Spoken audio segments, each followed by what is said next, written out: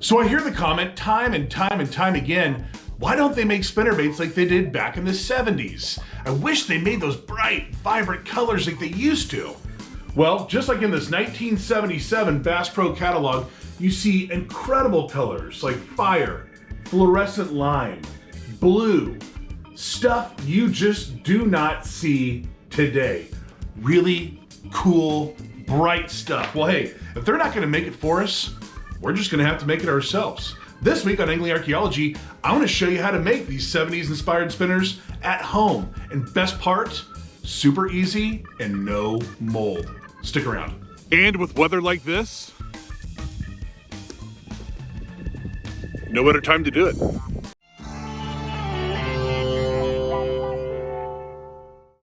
Now, before we jump into making these spinnerbaits, I want to show you a few that really inspired me. And first and foremost, it's got to be Don Butler's SOB, the small oaky bug. Helped win the 1972 Bassmaster Classic.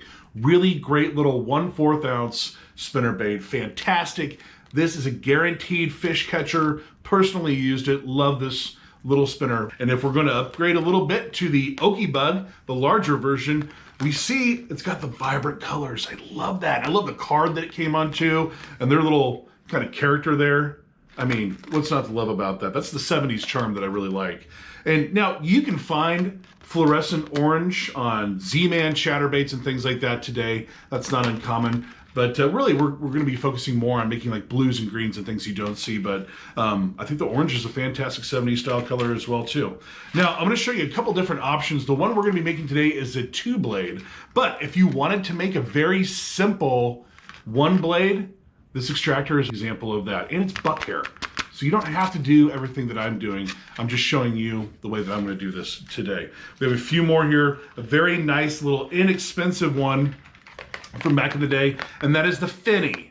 And the finny is just a super simple little bait, but I'm gonna show you, this is a reference, and we're gonna come back at the very end of the video, but look at this color. That's the kind of green that I'm talking about. This is the stuff you don't see every day. I love it. So with that being said, let me preface this by saying a little warning that I am not any kind of professional lure maker. This is just a hobby, something fun you can do on the weekend. You can do this, you know, while the weather's not that great or whatever else. And you make it however you want to make it, folks. I mean, this is your world. I mean, if this was the joy of painting, this would be your happy little tree. This is your little paradise. And you make these spinners the way that you want to make them.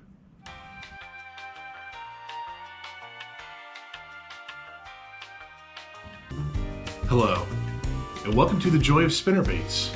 This week, we're going to make happy little spinners out of items that you can find in your tackle box. So let's see what we need. Join me, will you? All right, we'll lose the wig. Let's get down to business. I'll let you know what you need to get these spinners on the water. All right, so I've got this split up into what you need and optional. And we'll get into the optional here in just a little bit. But what you need is really just the core items that's necessary to put these spinnerbaits together. You're gonna need the wire, you're gonna need the weight, you're gonna need the hook, you're gonna need a blade, you're gonna need little rings, items like that. So why don't we start with the most basic and something you have to get started are tools, specifically hand tools. So right here, I've got a nice little vice grip, and you need to have a set of fishing pliers. And what I'm talking about are pliers with these little kind of notches on the end right there. See that? You're gonna need that for your rings. So first and foremost, we're gonna need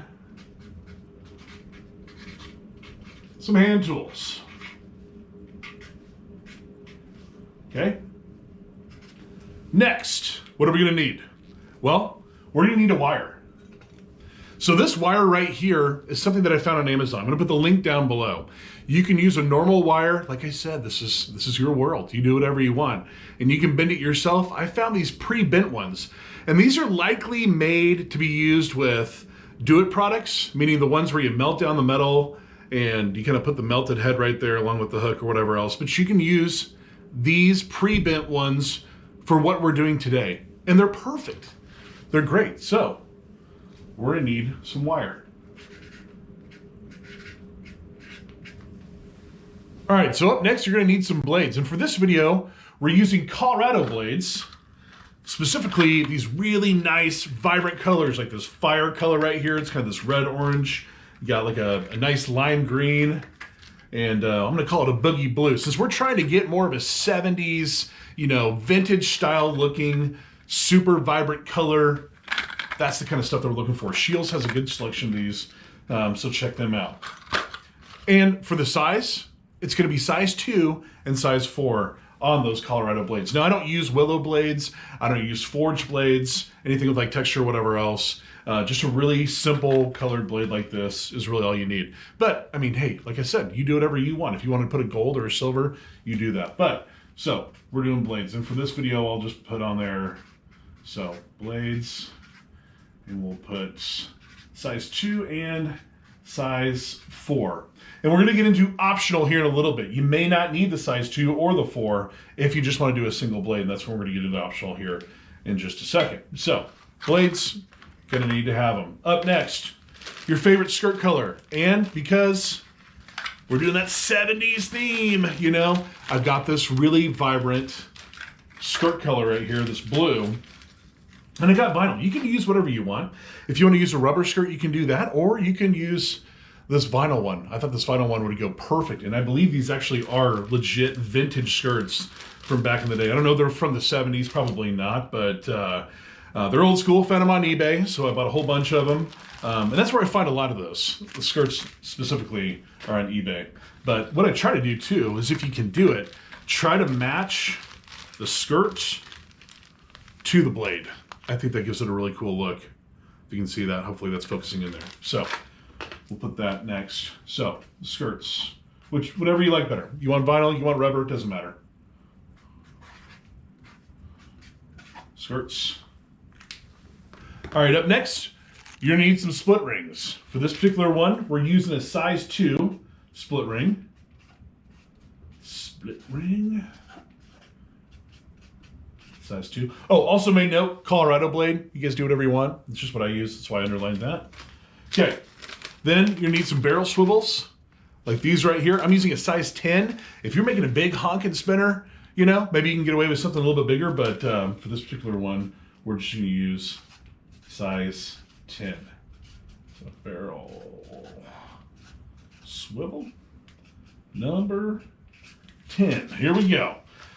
Maybe what's most important is a 1/4 ounce bullet weight, okay? Now the SOB bug and a lot of these smaller spinners use 1/4 ounce. I think it's the perfect weight size. Anything less would be really hard to toss out there. You have to use like an ultralight to get it out there, or something too heavy would be more of a jig and it would fall straight down. The 1/4 ounce is a fantastic retrieval size. I think it's a great weight. So the 1/4 ounce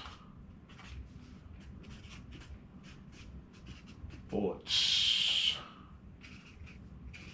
Wait. A little extra chalk there. Be sure to dot my T's and cross my I's. Right? Attention to detail. All right. And last but not least, at least for the terminal tackle goes, is these right here. We got these Eagle Claw 2/0 hooks. Now these specific hooks are made for spinnerbaits, and I'll put the link down below of where I found these on Amazon, but these are fantastic hooks. You could use these for buzz baits, spinnerbaits. It's a nice one. So we've got a 2/0, and then I'll just put spinner hook. And I'll put it's a L253, if that means anything to anybody. That's just the style. All right, getting down to the bottom of the list, you're gonna need some kind of super glue, or in this case, we've got a JB weld that's a super weld. You gotta make sure that it's an adhesive that works with metal. It's gotta stick to metal. So we've got the JB weld right here, so we'll put that here on the list. So JB weld. And then if you used these types of wires, you're gonna need tubing. And I got this tubing with a 7/64 inner diameter. And that's important. I'll show you here in just 1 second. Could be optional though. If you made your own wire, you may not need that, but I'm just gonna put this on the must-have. So we have tubing, 7/64 inner diameter. And why is that important? Well, this is what you need it for right here. You need to put it right there, so when you get your line and put your line through, so Let's see if we can do this. It's hard to see. Your line's going to go through right here, okay? See if you can see that. If you didn't put this little plastic stopper or tubing right there, your line would go all over the place. It would go down here, and it'd just be really annoying. So make sure you just have this little plastic keeper right there to keep the line in place. So that's what you need it for. Okay, now we're getting down to the optional tab. So if you're gonna make the Super 70s spinners like these right here, these vibrant colors, you're gonna need these other items as well too. So for example, you're gonna need some spray paint. Just like I did with the skirts, you wanna try to find a spray paint that really matches the blade color. As you can see right here, I've got kind of a fire red right there. I've got a lime green right here to go with that one. It'll also match the skirts as well. So you're gonna need all that because you want your bullet, you're gonna spray paint your bullet more or less to look like this. Okay? And I like to finish them off with a clear gloss. That way when you throw it out there and you're beating them up against rocks, the paint's not gonna come off after your first toss. So, and then you just have a nice finish and it all just kind of blends well together, as you can see right there. All right, Cletus, now if you're gonna make a double spinner blade, you're gonna need a clevis, and that is this right here. And if you can't see that right there in my hand, essentially what that does is it holds your spinner in place, your inner spinner in place so it can spin. Now, if you're just gonna make a single blade, go ahead and just fast forward the rest of this part. You don't need to watch any of this. This is only if you're making a double spinner. And so this inner one uses a size 3 clevis, okay? Then, as a barrier, you're gonna need some beads. So you see the beads right here? And we have 5mm beads right here. And that's it. Now, we've talked about this enough. Let's go ahead and put the clevis on there and beads. And there you have it. The world's longest laundry list of simple spinners. There you go. All right, so if you just got through that list and you're still awake, congratulations. I'm actually pretty surprised, honestly. And you're like, whoa, whoa, whoa, whoa, that is way too much stuff. I'm not gonna buy all that and make that myself. Well, no problem. Wait till the very end of the video. We'll talk a little bit more about these. These are the Angling Archaeology Super 70s spinners. And basically what it is, the same size as the Okie Bug, a little 1/4 ounce spinner. It's gonna be available here pretty soon. So without further ado, let's show you how to make these. All right, so the first 3 things you're gonna need your wire, you're gonna need your hook, and you're gonna need your bullet weight. And if you wanna see how I painted that, let me show you real quick. If you don't wanna paint it, fast forward through this, and then we'll put this together. All right, folks, all you need is just a basic 1/4 ounce bullet weight like we have right here, and then pick whatever your favorite color is. So I've got this blue to match the blade. So we got a nice little match there. Let me show you how it's painted on.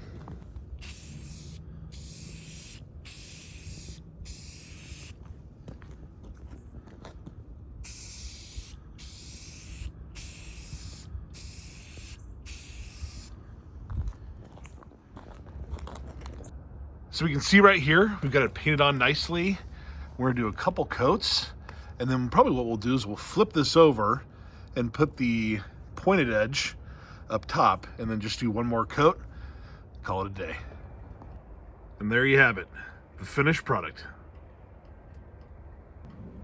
And here you go, folks. I mean, just really simple as that. Just a box with toothpicks on it, spray painted, finished off with a clear coat. All right, so now that we saw that, let's go ahead and start putting this together.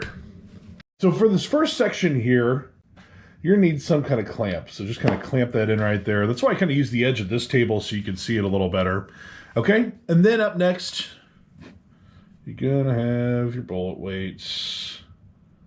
Let's get that put in there. And then your hook, okay? And make sure your hook is pointed in towards where the blades are gonna be. Okay, let me show you what I mean by that here in 1 second.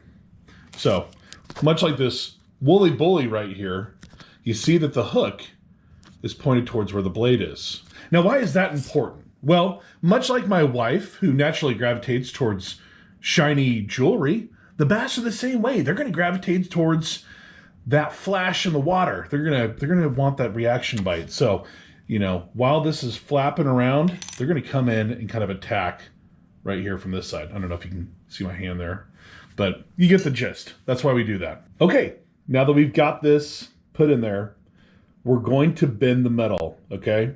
Give yourself enough room right here because we're gonna actually twist this around the hook, this section right here, and make sure you got a little bit of room right there because we're gonna bend that section a little bit later, okay? So, do just like so. Okay, and so we've got that. This is why the clamp is important. It's just a lot easier to do it this way. Now, I like to get it started with my finger if possible to do the first go around. Now we've got this curved around, and make sure you're careful with this. When you're bending these things, you don't want to weaken up the metal too much, so just try to get it right the first time if you can. If you feel like you've bent it too much, don't try to bend it back. You're probably going to snap the metal. Now that we got that started, we're going to use some pliers like this, and basically we're just going to twist this around the hook. So here's where 2 sets of hand tools might come in pretty handy. You could do this with your hand, but with a hook, I don't know. You know, I'd be a little weary about that. So here we go. You basically just bend it as nice as you can, as neat as you can. Like I said before, be really careful you're not weakening any of the metal, and just take your time. Take your time, folks. It doesn't be rush, you know. And that's pretty good right there. Let me get this. So that's what you want it to look like, more or less. See, we've got that nice little bend on there. And we see there's a little bit of something poking out right here. That's okay. We want that. We want that for a couple different reasons. I'll show you that when we put the skirt on, but it could also be if you put some kind of trailer worm or soft plastic on it, that's a good keeper for that. So just keep it like that. Now, when at all possible, I like to try to get these all assembled before I put these spinnerbaits together. So, meaning have the blade, have the barrel swivel, and have the little split ring all assembled. Maybe do that like another day. You know, have a couple cold ones, put all these things together. Well, depends on how many cold ones. You may not be able to do it very well. But try to get these things assembled, and then you can put that all together. So, but for instructional purposes, we're going to show you how to do that right now if you've never put one of these on here. So essentially, that's why you need these types of pliers with the teeth. See the teeth right here? Those teeth are what open up the split shot and help you make these. So they grasp onto that like so. Can you guys see that? I hope you can. I see how it just opens up the 2 little metal bars right there in the ring, and then you just get your barrel swivel. And I apologize, it is a little difficult to see behind the camera here, but get that assembled. So you have part 1 done. Then get your favorite blades, take those out of the pack.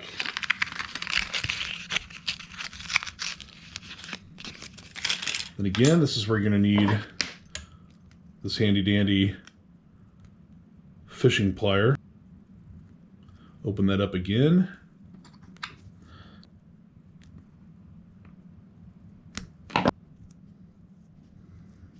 Okay, and almost got this fed through. Here we go. And there you have it. So you have that assembled right there. You're also going to need to make sure that you use these. If you bought this type of wire that's already got a curve on it, and I'm going to tell you there's going to be a little bit of a weak point there, you're going to need this to kind of open that back up. So what I do with this is basically just try to catch this wire with the teeth to open it. Okay. And if you feel like you're making a weak point, snip it off. I can already tell that's weak. We're going to have to cut that. But it had to be open because I need to put the beads in. So if you're just going to do the one, all you need to do is basically assemble that on, close that back up, put the skirt on, you're ready to rock and roll. But for what we're doing, we're going to put these 2 beads on. So let's go ahead and do that real quick. I snipped that off. There was a weak point there. So we're going to go ahead, get this this bead on. Makes it easier to get the beads on anyways. So here you go. There's bead number 1. Okay, so we got bead number 1 right there. This is the clevis that I discussed earlier. You put the clevis through like so. Then you get that assembled.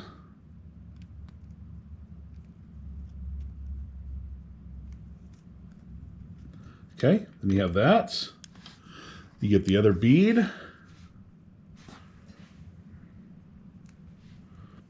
Then we've got this right here.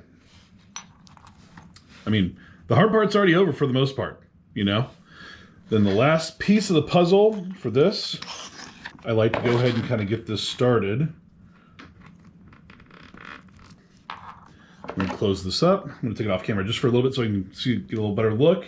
Okay, and there you have it. This is closed. You can see it's definitely shut.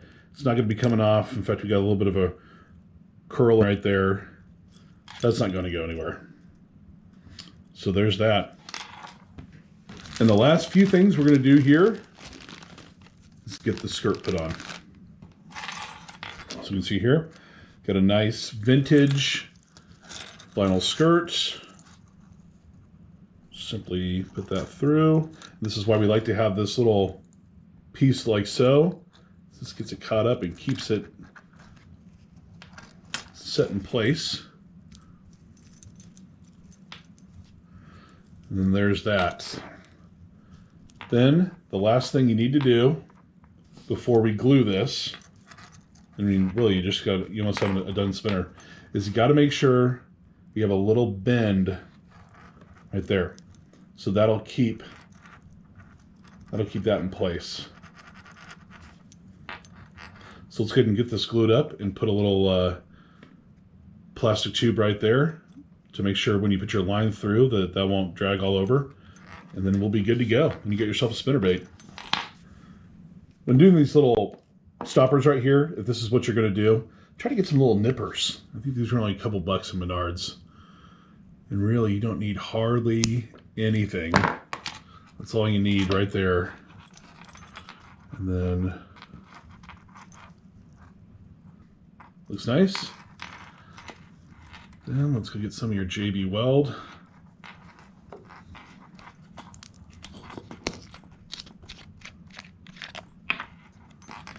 Usually I wear gloves because I usually spill glue all over my hands.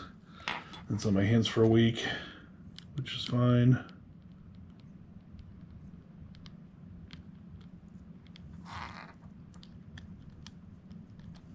Okay. It's pretty instant drying, so that should stay there. And then I like to put a little dab up here. If you guys can see that, hopefully you can see it. Nice camera work. Not. Okay. All right. Hold that for a second. That'll be fine. You know what? It doesn't need to be absolutely perfect. The bass are not going to care if this is off just a little bit, but you're going to have yourself a really nice, pretty simple, effective, vintage-inspired looking spinner with just a few hundred different items that you have to find and put together. Yeah. And I said it was easy. I didn't say it wasn't annoying. Well, hope you guys enjoy that little how-to of how to make some 70s-inspired spinnerbaits. Now, you don't have to do it the same way that I do it. In fact, there's probably a million different ways to make spinnerbaits. I just wanted to show you the way that I make those at home, and they're pretty simple. So, as I mentioned before, we've got the Angling Archaeology Super 70 spinners coming soon. So we've got this blue color right here that we made today. Now, I just want to show you as a reference, going back to this catalog, look at how similar that is to the actual blue. I hope that's showing up there. But pretty spot on. We got that blue. Let's see if we can, whoop, we're losing pages, folks. Look at that. That blue compared to that blue. Somewhere around there. I can't see the camera, but I'm hoping that showed up. So pretty close to what they did back in the day. And then here's another reference for you right here. Remember at the beginning of the episode, we talked about the finny. Well, here's an Angling Archaeology fluorescent lime as well. So we're gonna have a few different colors. We're gonna do, I'm gonna call it a boogie blue, electric green, and disco inferno, which is gonna be kind of a fire red or whatever else. We also have crawl patterns as well. And then what I'm most excited about, and I cannot wait to get these, it's gonna be a 2-pack. It's gonna be called the Spirit of 76 Spinner. And it basically looks a little bit like this. And they're still in production. And when I say production, I mean I need to make them. I just haven't made them all yet. But we're gonna have a red skirt and a blue skirt option. It's gonna be a 2-pack, Spirit of 76. Super excited about those, you know, patriotic. Well, that's gonna do it for this episode of Angling Archaeology, where we unearth the good old days. I wanna thank you all for watching, liking, subscribing. If you haven't done so already, please do like and subscribe. It really does help me out a lot. And the best part is, it's free. Why would you not? And be on the lookout for these Super 70s spinners. We're gonna have single packs like this and a 3-pack of a boogie blue, electric lime, and disco inferno, which is gonna be more of kind of a fire red color, and then the 2-pack Spirit of 76. So that's gonna do it. Until next time, folks, stick around for some more vintage fishing fun. Thanks for watching Angling Archaeology, where we unearth the good old days. Don't forget to like and subscribe.